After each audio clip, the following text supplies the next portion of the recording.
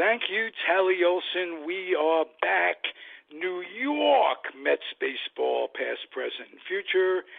And not only are both co-hosts here, Robert Cole and Marty Rose, but I have another little up to a dismal week for the Mets, dismal season all over. But my up is that we're going to talk a little Jets football and incorporate that into our show, especially going forward into the winter months. And I think that'll be fun. So let me introduce the co-hosts, Marty Rose and Robert Cole. Marty, how are you? I'm very well, Ralph. Thank you. Back in Jacksonville after spending like the better part of last week in Orlando to avoid the hurricane that was coming up the coast, but we're all good.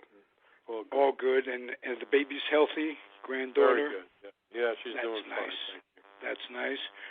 Robert, my friend, how are you doing? Doing good, Ralph. It's still hot as Hades here in our part of Florida, but other than trying to stay in the air conditioner, doing good.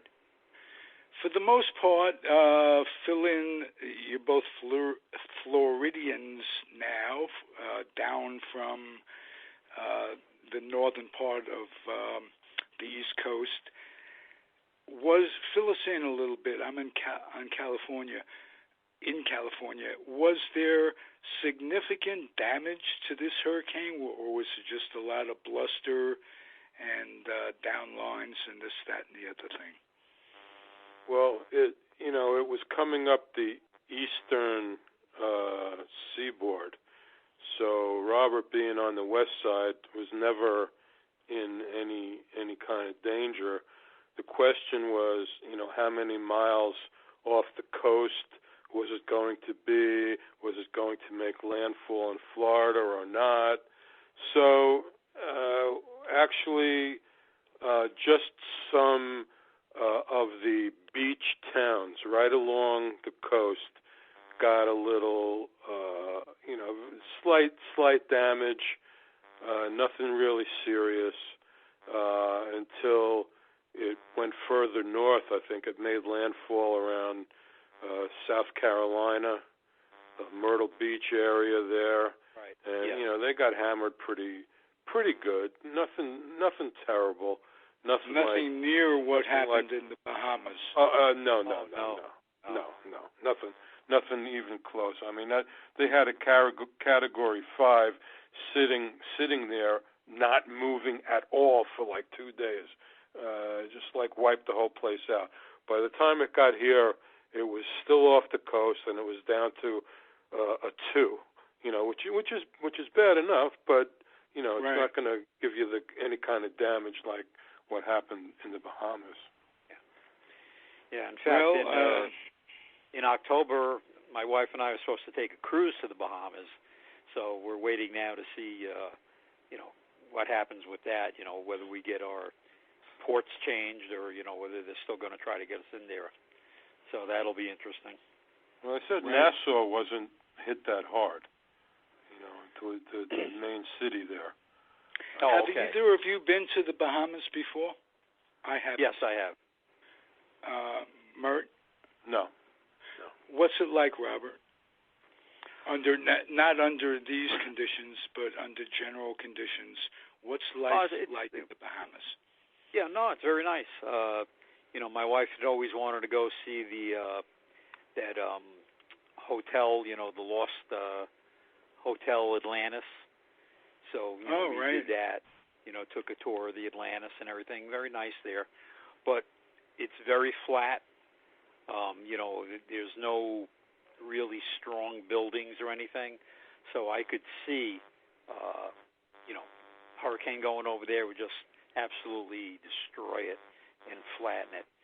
So we'll have to see. I believe the port is in Nassau, so hopefully, that didn't get damaged at all. But the entire island is extremely flat, and to have something like that over it for 2-3 days, like Marty said, if there was a Category 6, it would have been considered a Category 6, but there is no such thing.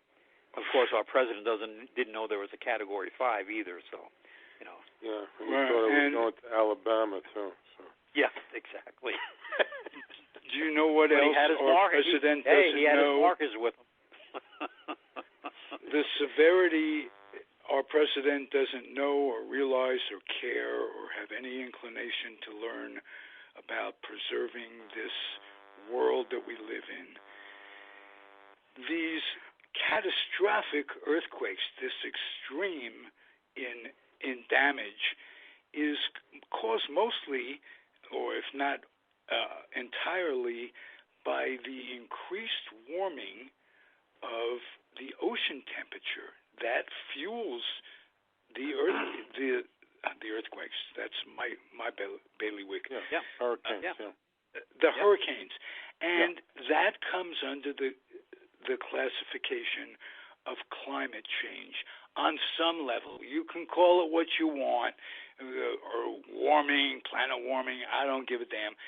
But to deny the existence of a need to get our planet back to leave to our grandkids and stuff, and it is just whatever you think of his policies of, if you think it's fine to put kids in cages and separate them from their parents, I could almost understand that in comparison to the long-term damage to the earth.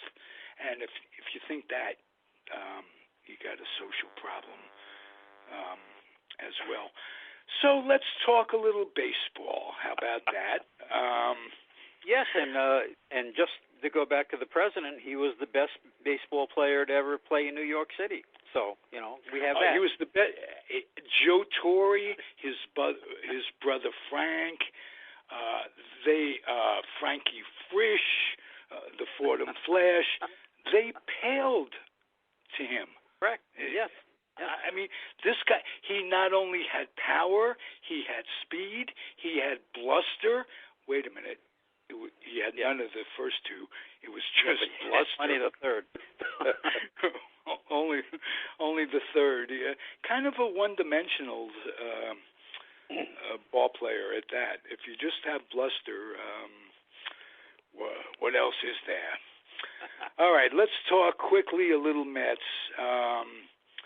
I don't know what's happening tonight with DeGrom, but 1-0 right now in the top of the fourth inning, and Peter Alonso hit another home run in the first inning. That's kind of nice. 45 home runs, maybe 46 at this point. Yeah, Wilmer Flores got a great ovation, and it was so nice to see. Took off his helmet to the crowd, and it was very nice. Yes, I was watching a little of the pregame too on the internet, and he was signing autographs for everybody. They did a big slideshow on the big screen. He was standing out there with Conforto and Nimmo watching. Yeah, very nice. Very nice. It was done very well. Yeah. Do you guys see, and kind of cut to the chase of what I want to talk about, do you see this being a building block year in any way that could end up being a positive, that good things are coming down the line? Start with you, Marty. Well, I think for once you have young, talented position players where, a few years ago you didn't have any, really. I mean, seriously, Rosario's had a good year. Alonso's going berserk. McNeil's having a great year. J.D. Davis came out of nowhere to have a good year. Ramos is hitting almost 300. And if Nimmo's healthy, it looks like he could help the team. So, they've always had the pitching, years and years and years.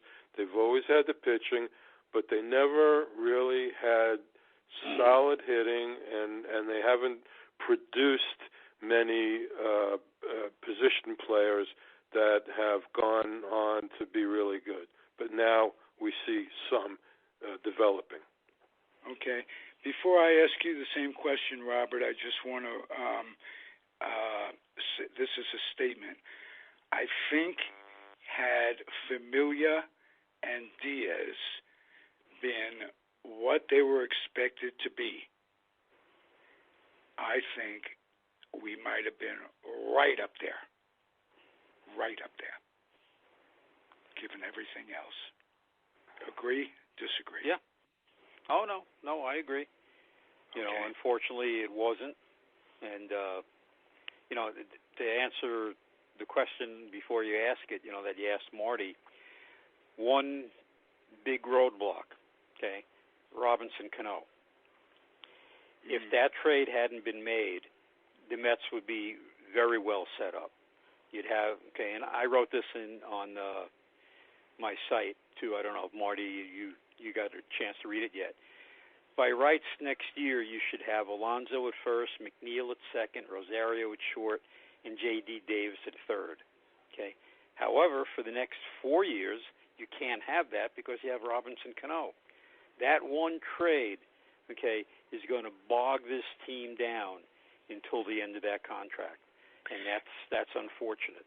You know, but you know what could save them from that is the versatility and the greatness of McNeil. The fact that he can play all the other positions, fill in at second when Cano's going down. I mean, there's going to be injuries to him, hamstring problems at 34, 35 years old. They don't just go away. To his credit, he recovered quickly from this last instance, but Hammy's, I mean, you keep injuring him, and there's going to be a lot of need for McNeil, and you haven't even seen him yet, but Lowry's a damn good ball player. Check out his history with the Red Sox, with the A's. And again, one big problem there, Ralph. Okay, next year, okay, he's signed through next year. Next year he'll be 36, and he has yet to get on the field. And True. You know, and that's another roadblock because, okay, you know, okay, whoever the manager is going to be ordered by Brody to play Lowry if Lowry's healthy. Going to have to play Cano when Cano's healthy, and that takes away from some of that young nucleus that you have. And then my other fear, as I've been writing online, is that, you know, with Brody, okay, they just made a pretty decent draft. You had the first three draft choices: Brett Beatty, Josh Allen, and Matthew Allen, and they're all playing well. Okay, but you worry that Brody's going to trade them for some former star, okay, who he thinks is going to make a big impact immediately, and then you lose a couple of more guys, okay? And you've already traded your 4 top draft picks this past year, you know, 2 in the Cano trade and 2 in the Marcus Stroman deal, which is starting to look like a stinker as well. Well, hopefully he'll have more confidence in these kids that he drafted rather than guys that the previous administration drafted, you would hope. Very good point. As for Stroman, let's not give up on him quite yet. Remember, he made the All-Star team this year. So, how he could have such a good ERA in the American League with the DH and everything, and then come here and get hammered just doesn't make sense. No, I mean, it looks like a lot of it may be the adjustment. You got to adjust to a new city, new pitching coach. There's all kinds of things that go into it. And plus, there's that age-old factor. Some can play in New York, and some are named Whitson. Yeah. I mean, but that. Stroman's from New York. He's from Long Island. Yeah, Stroman's from Long Island, and I think probably more than anything, he wanted to be a Yankee. I mean, he made no bones about the fact that he wanted to be a Yankee. And then all of a sudden he became a Met. So, I don't know if that's mentally, been a problem as well. Could be. Right. You know what I'm thinking? I'm thinking $1 million plus a year should solve a lot of these players' mental problems. That just the minimum salary. My God, adjust, for Christ's sake. We're getting an astronomical amount of money that can take care of your generation, your kids' generation, future generations. Buckle up. Yeah, I agree. You wouldn't think. Really. What can I say? All right, as promised, we're going to talk a little New York Jets. Now, my feeling is the folks that were Jet fans, that were Met fans, became Jet fans, and the Yankee fans became Giant fans, or were Giant fans. The two go hand in hand. And I'm going to have Robert Denninger and Jack DeGraw incorporate the New York Football Giants into their Yankee show, at least for the winter months. So I thought we'd do the same on this show. I'll start with you, Robert, because I know how you feel, Marty, about their chances. And I want to start on a more positive note, if possible. Robert, anything you can say that's above the line of negativity? Well, yes. If a football game was 3 periods like a hockey game, the Jets would have won 16-0 yesterday.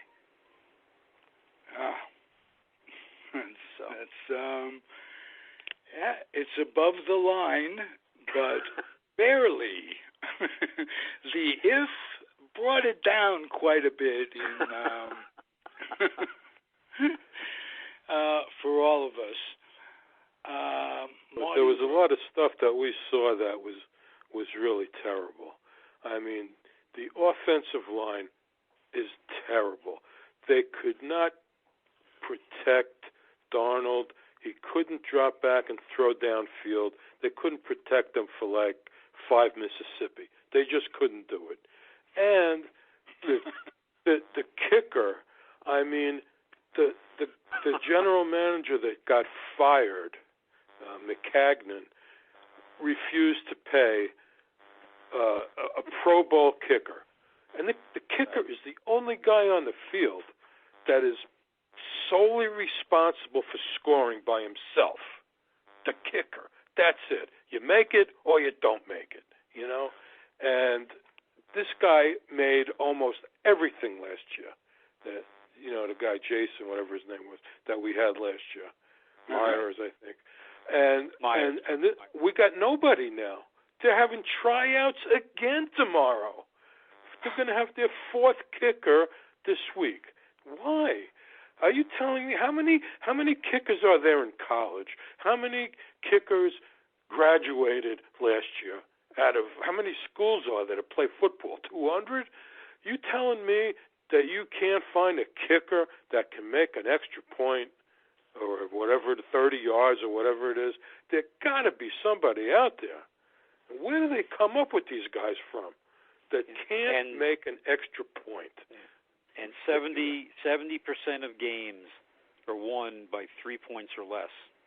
Well, so the kicker is very important in this game. Oh yeah. Even though Bill Parcells used to call them her, and that they should be wearing a dress. I mean, the kicker is responsible for 70% of the wins very often. And you're right. The GM should have been fired for not signing the Pro Bowl kicker because he wanted a few extra bucks. And this guy missed an extra point and a makeable field goal yesterday. They lost by 1, and he was responsible for missing 4 points. So there's your answer right there. But there's better days ahead. Well, said. Bell looked good anyway. Le'Veon Bell, That was a great pickup. This guy can play. Really. Oh, he can run. Yeah. His biggest thing is his head. As long as he keeps his head straight, I think their receivers are good, but you got to give the kid time to throw the ball. I mean, that seemed to be the whole problem yesterday. He just had no time. He was scrambling just about every time he dropped back. Ridiculous. Yeah. So and you saw the schedule coming up. I mean, yes. I think they play Monday night next week, if I'm not mistaken, against Cleveland, maybe. But after that, I mean, New England, Philadelphia, Dallas, New England, that's 4 losses, man. I don't care. Even if they get it together somewhat, those teams are so much better than them, it's ridiculous. Yeah, I agree. It's... the season's just starting, and you're feeling like the Mets in June already. It's just terrible. It really is. Yeah. Sorry. I want to interject something. I heard Robert say something, and about a player. It's his head. He's got to get his head together. This, that, or the other thing. Have you guys, as sports fans, ever heard of a player who people say that about? Yeah, it's his head. Puig is like that, right? He's a head case. Yeah. Puig, right. There was a guy in my Air Force basic training named Pew, by the way, sergeant. Didn't have to play on me as much because he had Pew to play with, except instead of Jew boy, get in step. Yeah. He'd go, Pew, is your locker Pew? In any event, I have never, in my sports fandom, all these years, if a player is questioned about his head early on in his career, do you know many players who recover from that stigma or who turn that around? I don't. Head cases are generally head cases for a career. By the time you make the majors, if you're a head case, Jesus Christ, you're 20-something years old.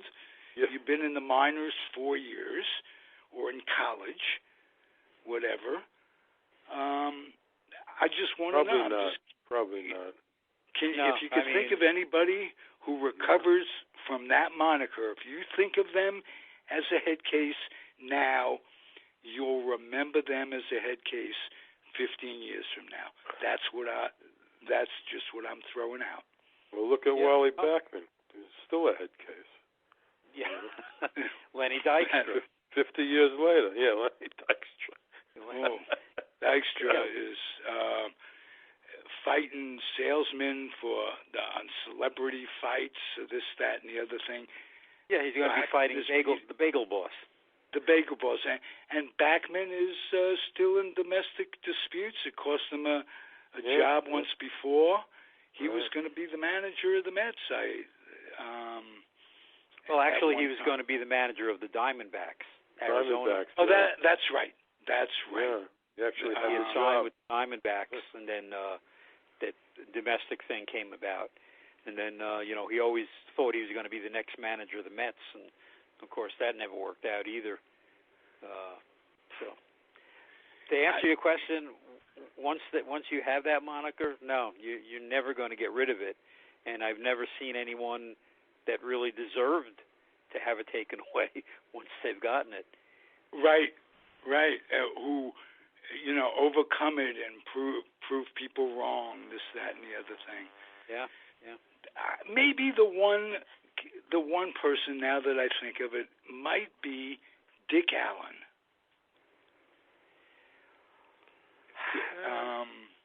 I haven't heard from him. I mean, in a long time. I've never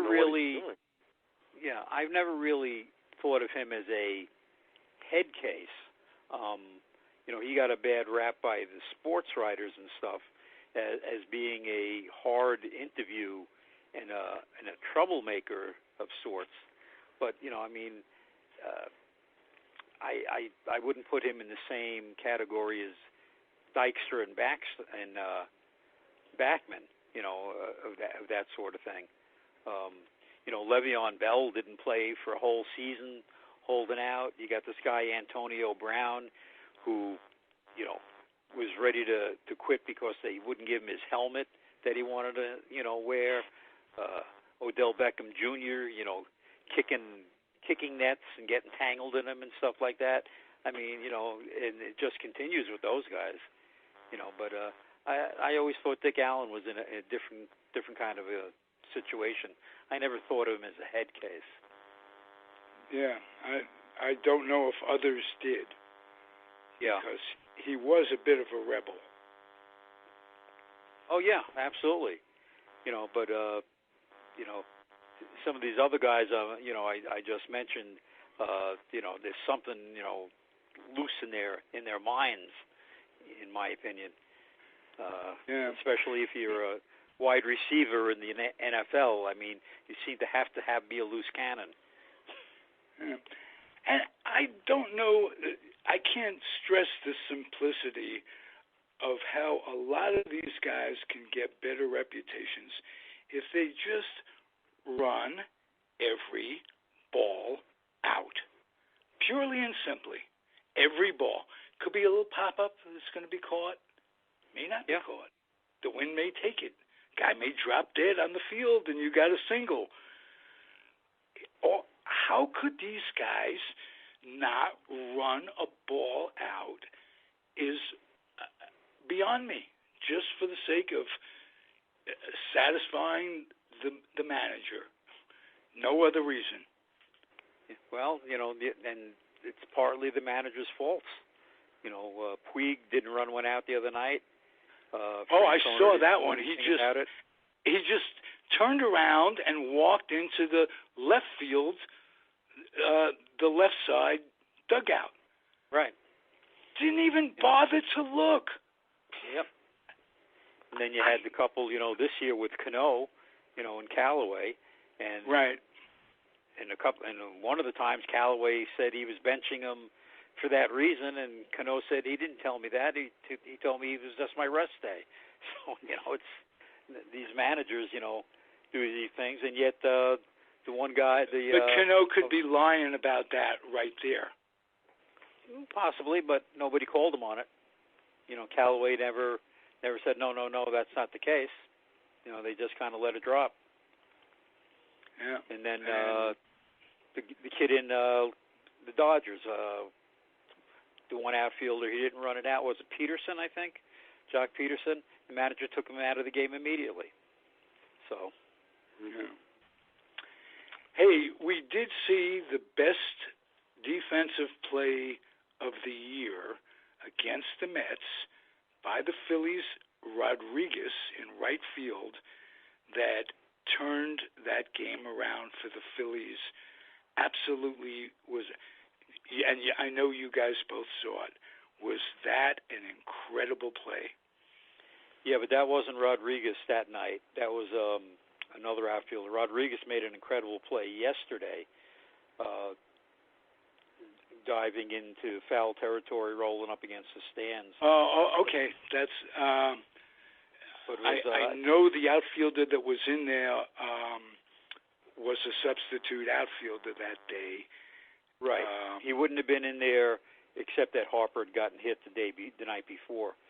And yes. I mean, the Mets lost, a listless game, but that was with the bases loaded. That would have scored 3 runs. And for sure, very easily. That was going right to the fence, and that changed the entire game. It ain't easy being a Met fan, sports fans. Let's face it. But when we do get satisfaction every 25 years, oh, is it ever so satisfying? How sweet it is. Yes, how sweet it is. But, I would expect it every 25 years, and it was 86, and here we are in 18 of the next century.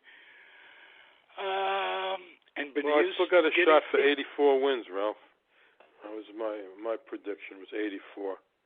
I got a shot. You may be right on, and that's why they call you Nostradamus Murd. Okay, 20 games left, though. 20 games left. Right. Yeah, well, I go 12 and 8, I think.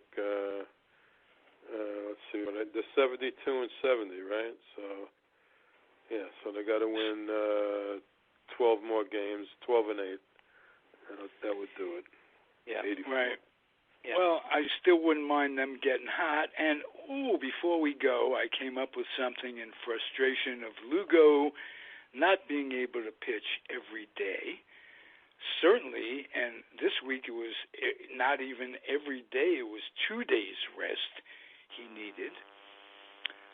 My feeling is stretch him out, put him in the rotation, but Matz is the closer. He's the only one on the roster, on the pitching roster, who can be potentially dominant. And he already got him, and you can't spend any more money to replace Diaz when you're still paying Diaz. Well, don't forget Diaz is only making $650,000. That was one of the things at the beginning of the year. He wanted to renegotiate, and they wouldn't do it.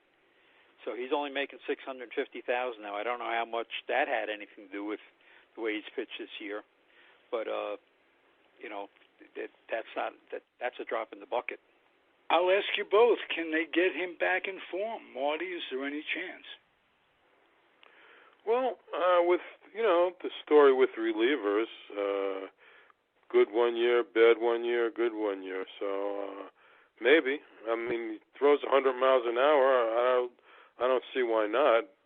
You just got to make sure that his slider has more bite to it, because every single home run he's given up is off the slider. So I don't see why not. And I mean, supposedly he's had bone chips in that elbow all year, and it affects his slider. And like Marty said, all the home runs have come off the slider, but you also have all these hitters. They can hit 100-mile-an-hour fastballs, especially if they know that's all that's coming. Right. Yeah. Right. They should clean that elbow out over the winter. Well, I think if that's the problem, it's not going to get any better. They should clean it out now. Well, that's true too. No, I agree. Yeah, shut him down and get it done. Right. I agree. Definitely. Okay, but, if the Mets brass is listening to any of this stuff, and we've introduced too much logic for you to take in, and I could understand that, because I've watched the decisions you've made, and I've listened to my two experts on the New York Mets, so I could understand what they're throwing at you is very, very complicated and mind-blowing. It's a half-an-hour show. Guess who just hit a home run off the DeGrom? Play it the fuck back and listen twice. That's my advice. That's all. It's crazy, but we make more sense than they do. Yep. And I'm saying that from not because if it was anybody else that put together the best Met podcast, it was somebody else but me, I'd say the same thing. Yeah. But I'm the guy who put it together. I know these guys' ability in terms of thinking.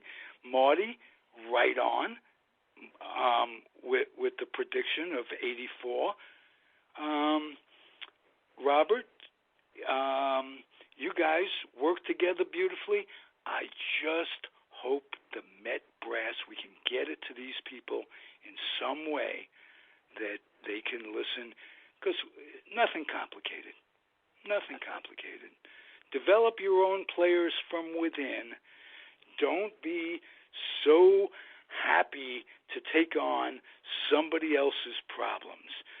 Not that Cano didn't exhibit last year with his little suspension for whatever he was taking into his system. You know, the kind he's trying to skip, trying to go from first to third without touching second in general. That wouldn't be the kind of guy you'd expect to run out a ground ball. So make decisions that are in your best interest. In your defense, J.D., Alonso keeping him up and not sending him back down, good for his head. McNeil.